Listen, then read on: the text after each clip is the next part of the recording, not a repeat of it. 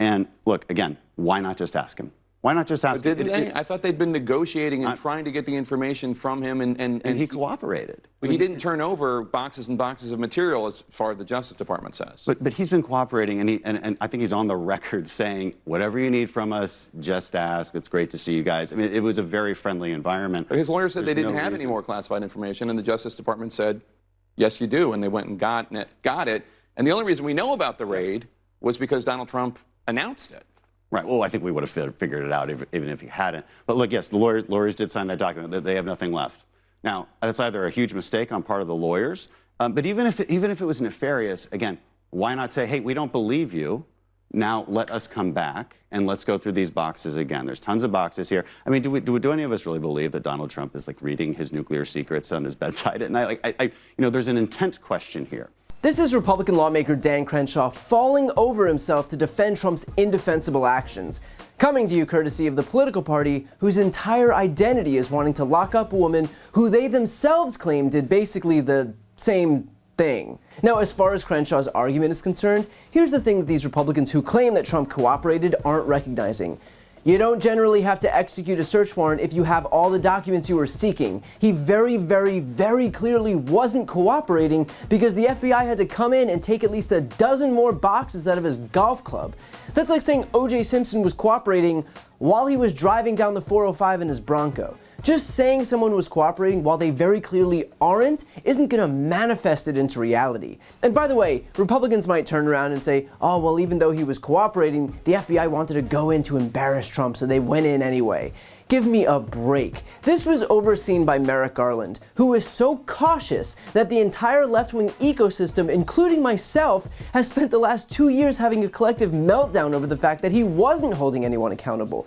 So to claim that that guy, Merrick Garland, was just throwing caution to the wind and executed some unnecessary search warrant is so aggressively misguided that anyone suggesting as much very clearly knows they're lying. And beyond that, this doesn't happen because one person wants to take down Trump. A federal magistrate had to sign off on the search warrant solely because it met the evidentiary burden of probable cause. And in fact, given who Trump is, that very clearly exceeded even that high bar, which prosecutor Glenn Kirshner explained to me in a previous interview here. Two co-equal branches of government are involved in this very rigorous process. I have confidence that they had PC +++++ in this instance because they wanted to search the home of a former president. Meeting that evidentiary burden of probable cause is when there's not a former president involved. So what is the likelihood that the evidence exceeded just probable cause in this instance? We're gonna read these materials hopefully soon, unless Donald Trump wants to try to continue to secrete them from the American people. If I had to guess, I would say it's going to satisfy a burden of clear and convincing evidence, which is actually a legal burden well above a preponderance of the evidence. That's simply 51%. It wouldn't shock me, Brian, if we read it and we concluded, my gosh, there's evidence beyond a reasonable doubt that Donald Trump committed crimes and had evidence of those crimes at Mar-a-Lago right now, refused to give them over. We've heard more about the sort of overly accommodating negotiating process, which frankly is a pet peeve of mine. That's not the way we usually do it when people steal classified material. We bent over backwards, gave him every opportunity, tried to use a subpoena, please, Mr. President.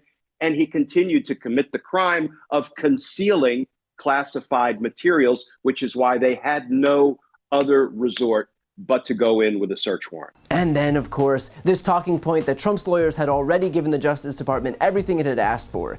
In reality, Trump's lawyers signed a statement in June that all documents marked as classified and held at Mar-a-Lago had been returned. An inventory of the materials taken from Mar-a-Lago after the FBI search showed that 11 sets of documents were seized, which means that that signed document from Trump's lawyer was also a lie. So when Dan Crenshaw comes out here and pretends like the Trump team and the FBI were all buddy-buddy watching football games together, hanging out and drinking beers, what actually happened is that the Trump team lied on a sworn statement. The FBI knew that the Trump team was lying, which is why they issued that search warrant, and which is why those 11 boxes, including some type of classified information, showed up in the end. So yeah, not exactly the story Dan Crenshaw is selling. Then Crenshaw moves to the goalpost further, claiming that if the FBI was aware that Trump's lawyers were lying, they should have just said this. Why not say, hey, we don't believe you. Now let us come back and let's go through these boxes again. There's tons of boxes here.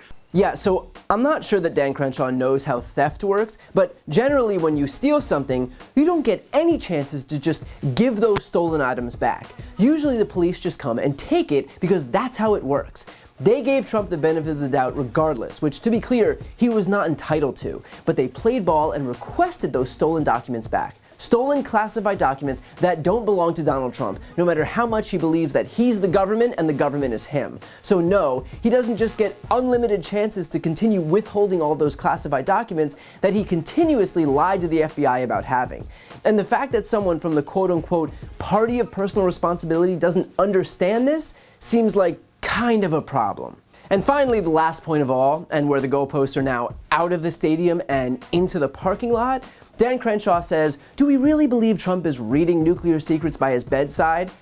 Apparently, after listening to Republicans wail about Hillary Clinton's mishandling of classified documents for the better part of a decade, Republicans are now so forgiving when it comes to mishandling classified documents that all of the stolen property that Trump took is totally fine because they think Trump was too stupid to even know what he had. Now, it's a telling revelation that they give him so little credit because it betrays how dumb they all know him to be. But more importantly, this idea that Trump is absolved because they decided that he probably isn't using his stolen classified documents in the most obviously nefarious way is just the peak of hypocrisy and partisan hackery. It doesn't matter how he's using them, or even whether he's using them. What matters is that he had them, he put our national security at risk, and he refused to give them back.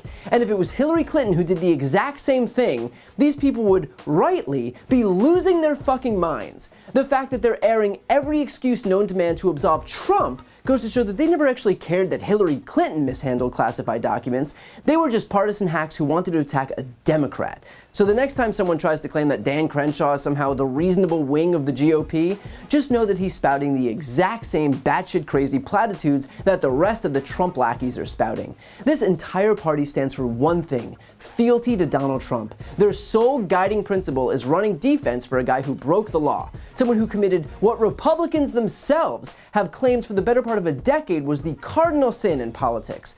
So when they claim that it's not a cult of personality, Dan Crenshaw is out here proving the exact opposite.